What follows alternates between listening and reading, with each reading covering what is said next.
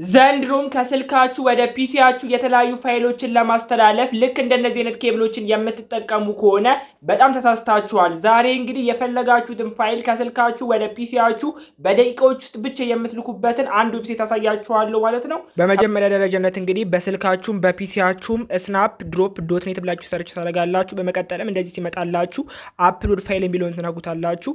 ከዛን ወደ ጎን ረግታችሁ ፎቶ ኤንድ ቪዲዮ የሚለውን ትነኩታላችሁ። በመቀጠልም በዚህ መልክ ሲመጣላችሁ እናንተ ማስተላለፍ የፈለጋችሁትን ፋይል ትመርጣላችሁ። ከመረጣችሁ በኋላ እንግዲህ እንደዚህ ፕሮሰስ ያደርግላችኋል። ስለዚህ ፕሮሰስ አድርጎ እስከሚጨርስ ትጠብቃላችሁ። ልክ እንደዚህ ፕሮሰስ አድርጎ ሲጨርስ ወደ ታች ዝቅ አድርጋችሁ ሼር የሚለውን ትነኩታላችሁ።